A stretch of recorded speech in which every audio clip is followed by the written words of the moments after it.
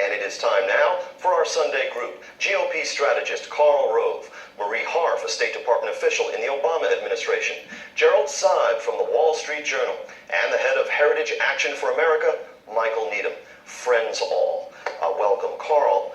It's estimated that 3 out of 5 customers who rely on healthcare.gov also rely on subsidies of the kind that the president ordered the federal government to stop paying this week. That amounts to about 6 million people. With our eyes on the 2018 midterms, does that make smart political sense?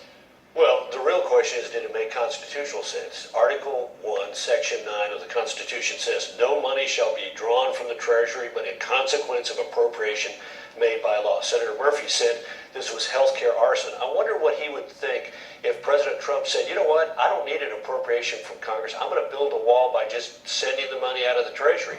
What if he said, you know what, I think the military needs more money. I don't care that the Congress won't appropriate it. I'm going to spend more money. That's exactly what happened on this. Right. So yes, it is constitutionally wrong. Now we got to fix it. And when we fix it, we ought to...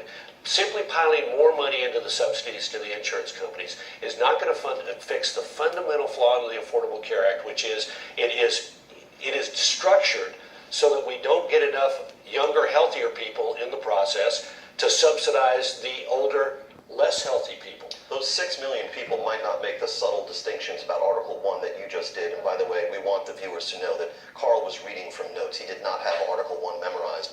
Michael Needham, I spent the weekend digging up old quotes of yours, reliably criticizing President Obama over the years for his use of executive authority here and there as unlawful, a threat to our separation of powers government. I will spare you the reading of these old quotes of yours. I just want to know if President Trump's use of executive orders and administrative authority on everything from healthcare to environmental policy troubles you just as much. No, I mean, it goes back to what Karl just said. Nobody has a problem with executive action. We have a constitutional system that sets up a very robust executive branch of government. People have a problem with unconstitutional executive action.